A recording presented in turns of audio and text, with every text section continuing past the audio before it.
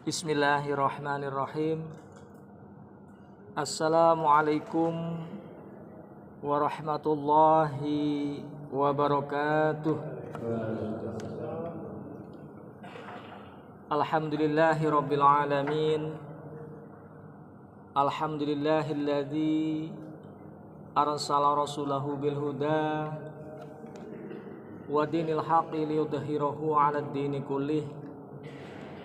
Arsalahu basyiran wa nadhira wa da'iyan ila Allahi bidnihi wa sirajan munira.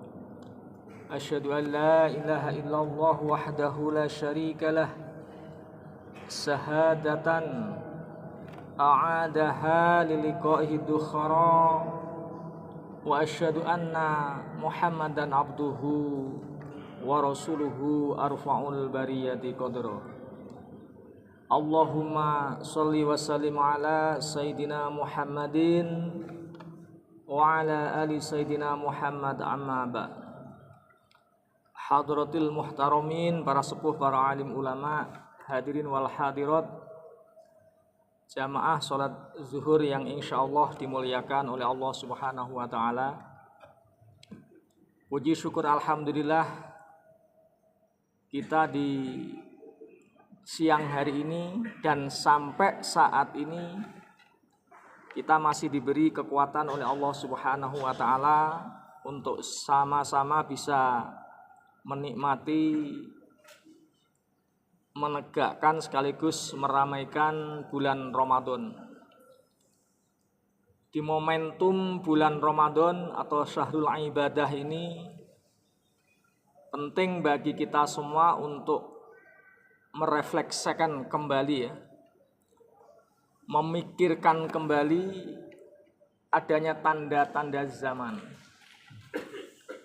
Kalau kita membaca buku yang ditulis oleh Erich Fromm yang judulnya The Revolution of Hope, yang dalam edisi terjemahnya ada judulnya Revolusi Harapan. Hari ini manusia mengalami proses yang disebut sebagai proses satanisasi. Manusia hari ini mengalami situasi di mana manusia itu terjebak ke dalam kehidupan mekanitik yang dia itu cenderung menjadi subjek dari proses pembangunan. Tidak tersisa dari diri manusia selain daripada fungsi produksi dan fungsi konsumsi. Dalam situasi seperti ini tentu menjadi dilema yang sangat luar biasa. Kalau dalam diri manusia itu yang tersisa hanya fungsi produksi dan konsumsi, pertanyaannya, apa bedanya manusia dengan kerbau? Apa bedanya manusia dengan, mohon maaf, monyet? Kalau hanya sekedar kerja, itu kerbau itu bekerja.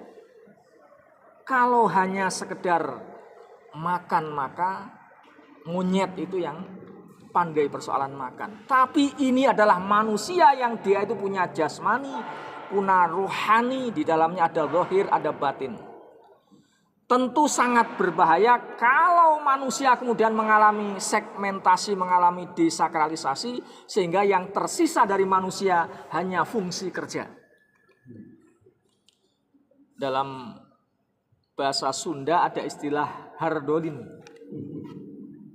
Dahar, modal, ulin. Kalau manusia di dalam dirinya hanya fungsinya tersisa, hanya bisa dahar, hanya bisa modal, hanya bisa ulin, ini artinya manusia mengalami keterpecahan jiwa.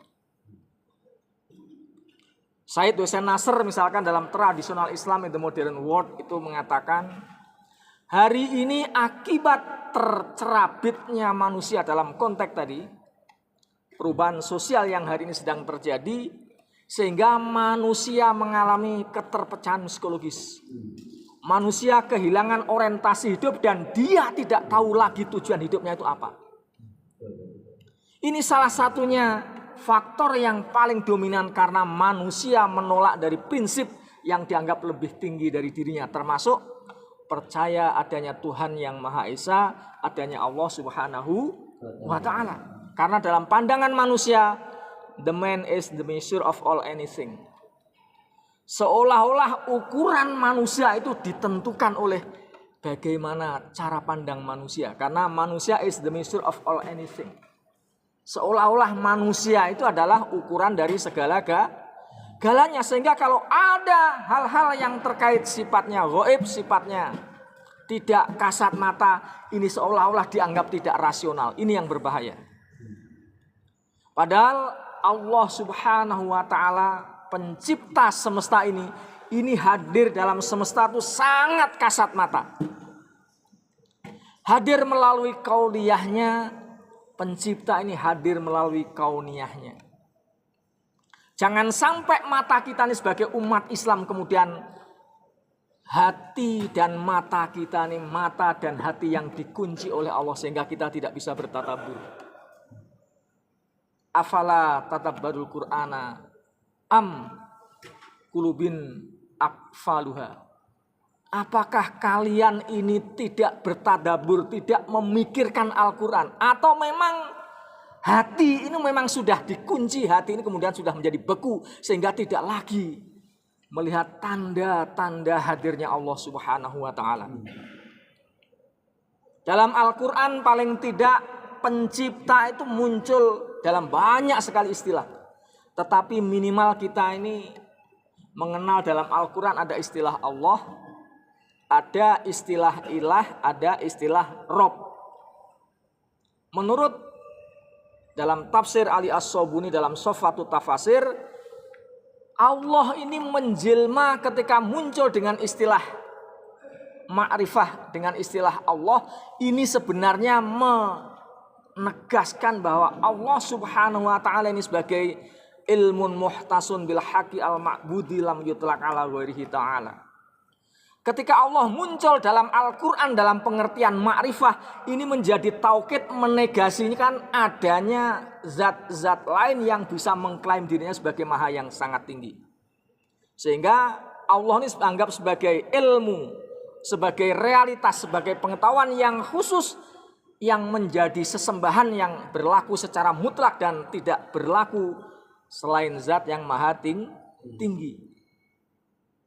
Makanya ketika Allah misalkan kita sebut dalam zikir kita kul huwallahu ahad, ketika di sana disebut Allah maka ahadun. Allah itu satu, tidak ada Tuhan selain Allah Subhanahu wa Ta'ala. Allahus Somad, di semesta ini satu-satunya zat yang boleh mengklaim diri sebagai Tuhan yang bisa menolong bagi seluruh umat di semesta ini, makhluk di semesta ini adalah Allah Subhanahu wa Ta'ala. Kenapa kemudian ketika Allah secara makrifah ini muncul dalam Al-Quran, ini menegasikan, menjadi taukid bahwa tidak berlaku bagi sesembahan-sesembahan selain zat yang maha tinggi, yaitu Allah Subhanahu wa Ta'ala. Innani anallah la ilaha illa ana fa'budni wa aqimis sholata lizikri. Kami sesungguhnya Allah Subhanahu wa Ta'ala. Fa'budni wa aqimis sholata lizikri. Maka sembahlah kepadaku dan berzikirlah kepadaku. Hadirin yang dimuliakan oleh Allah Subhanahu wa Ta'ala. Yang kedua, dalam Al-Quran kita mengenal istilah apa yang kita pahami hari ini sebagai ilah. Ketika Al-Quran menyebut istilah ilah ini terjadi untuk ismun yakum ala kulli ma'budin bihaqqin au batilin. Ketika Al-Quran menyebut al-ilah ini sebenarnya ditujukan kepada seluruh nama sesembahan, baik sesembahan itu yang berlaku secara hak maupun secara batil. Jadi ketika ilah ini disebut dalam Al-Quran, maka orientasinya ada dua kutub. Boleh jadi dia adalah orientasi positif, hak. Boleh jadi dia orientasi yang batil. Apa contohnya? Misalkan kalau kita melihat dalam Al-Quran menggunakan tafsir ayah bil ayah, ara'aita manitakhoda ilahahu hawa. Tidakkah kalian perhatikan, tidakkah kalian lihat bagaimana orang-orang itu manusia yang menjadikan hawa nafsunya itu sebagai Tuhan. Ini hati-hati, kesenangan kita ini seringkali itu lebih kita cintai dibanding kecintaan kita kepada Allah Subhanahu wa ta'ala. Punya istri, dari ujung rambut sampai ujung kaki ini dipuja-puji luar biasa. Kalau kita terlalu memuja pasangan kita, kita sama saja menjadikan istri kita ini sebagai ilah, sebagai Tuhan.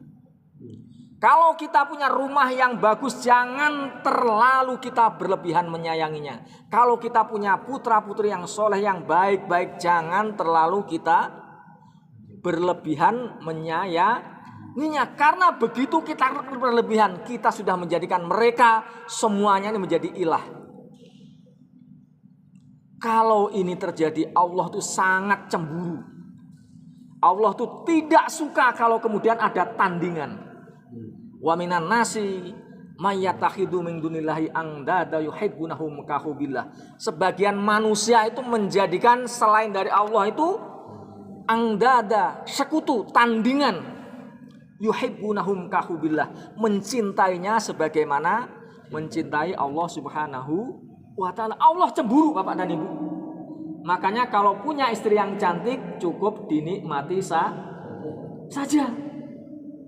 Dipakai yang sekedarnya, dipakai yang semestinya. Nggak usah kita terlalu menyanjung-nyanjung setinggi langit. Punya kendaraan yang bagus, udah kita manfaatkan saja untuk ibadah. Nggak usah kita ini terlalu di setiap saat memuji-memuji kendaraan kita. Kalau kita terlalu memuji-muji kendaraan kita, kita terlalu memuji pasangan kita terlalu memuji anak-anak kita, kalau dia menjadi tandingan, Allah tidak ridho. Dalam banyak kasus, anak-anak kita akan dipanggil oleh Allah, kendaraan kita ini akan dibikin musibah, pasangan-pasangan kita akan ditarik kembali oleh Allah Subhanahu wa ta'ala. Na'udzubillah summa na'udzubillah. Dan yang ketiga, dalam Al-Quran kita mengenal dengan istilahnya disebut dengan Rob. Alhamdulillahi Rabbil Alamin. Dalam Alhamdulillahi Rabbil Alamin ini disebut oleh Ali As-Sobuni sebagai Sayyidul Murabi alladhi yasusu man yurabbiyahu. Ketika Allah menyebut Rob dalam Al-Quran, ini selalu terkait dengan fungsi pendidikan, fungsi pemeliharaan, fungsi perawatan. Sehingga kalau kita berdoa ya, anak-anak kita kalau mencari ilmu, doanya selalu Robbi zidni ilman warzuqni fahman. Ya Allah, berikanlah kepada kami zat yang memelihara, zat yang mendidik, agar anak-anak kami, agar kami selalu diberi limpahan ilmu dan juga rizki ataupun pemahaman. Farhamhuma kama rabbayani shaghira. Kita berdoa untuk orang tua kita karena kita menggunakan bahasa Rob. Karena apa? Ini terkait bagaimana orang tua kita ini yang memelihara kita, yang merawat kita. Dalam Al-Quran paling tidak itu ada 3 istilah yang sangat lekat dalam kesadaran kita sehari-hari. Di luar itu ada Asmaul Husna, hampir 99 nama-nama dari yang kita kenal dalam istilah Asmaul Husna. Yang kedua, Bapak dan Ibu, pencipta hadir dalam kesadaran kita ini melalui apa yang disebut dengan kauniyahnya. Kauniyah itu adalah alam ciptaan Allah Subhanahu wa ta'ala. Bagi orang yang berpikir, yang hatinya tidak mati, dia akan bisa melihat bahwa Allah itu hadir melalui ciptaannya. Allah itu bertajali melalui ciptaannya. Kita melihat anak-anak kita yang sempurna, melihat pasangan kita, melihat kebun kita, melihat sawah kita, melihat gunung, melihat langit. Ini harusnya muncul ke dalam kesadaran kita. Rabbana ma khalaqta hadza batila. Kata Ibnu Athaillah dalam Al-Hikam, man arafal haqqa arafahu fi kulli syai' wa man faniyal haqqa faniyahu fi kulli syai'. Barang siapa bisa melihat al-haq, melihat Allah, maka Allah itu akan muncul di segala sesuatu. Tetapi kalau manusia itu wa man faniyal haqq, dia tidak bisa melihat al-haq, tidak bisa melihat Allah, maka Allah itu tidak bisa dilihat di seluruh ciptaan Allah Subhanahu wa ta'ala. Oleh sebab itu kita diberi Al-Quran, kita diberi ciptaan di semesta ini semuanya adalah alat-alat tanda dari kebesaran Allah Subhanahu wa ta'ala untuk kita bisa bertadabbur, untuk kita bisa berpikir, untuk kita bisa mengambil pelajaran agar kita menyadari tentang pencipta semesta ini, agar kita bisa menyadari hadirnya Allah Subhanahu wa ta'ala. Kalau kita tidak mau memanfaatkan Al-Quran atau tidak mau memperhatikan semesta ini, kita berlindung kepada Allah. Jangan sampai hati kita ini menjadi hati yang mati.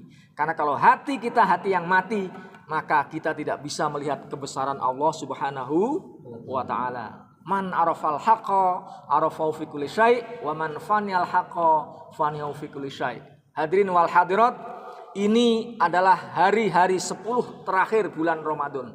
Ini adalah puncak dari kita ini sedang berlatih bagaimana kita akan sampai kepada derajat mutakin. Oleh sebab itu, marilah kita manfaatkan momentum ini untuk kita banyak berzikir, untuk kita banyak berdoa, untuk kita banyak munajat kepada Allah Subhanahu wa ta'ala, agar kita ini ditetapkan iman Islam kita. Jangan sampai kita ini nifak dalam beragama, jangan sampai kita ini beragama dengan cara munafik. Karena kalau ini terjadi, yang terjadi adalah kecelakaan. Oleh sebab itu, ini momentum bulan Ramadan, kita berpasrah, kita banyak munajat kepada Allah Subhanahu wa ta'ala. Semoga melalui bulan Ramadan ini kita betul-betul diberi hidayah untuk bisa merasakan intimasi, merasakan kedekatan, merasakan lezatnya beribadah, menyembah, mengabdi kepada Allah Subhanahu wa ta'ala. Hadirin wal hadirat, barangkali ini yang bisa kami sampaikan. Atlubu minkum alafa. Wassalamualaikum warahmatullahi wabarakatuh.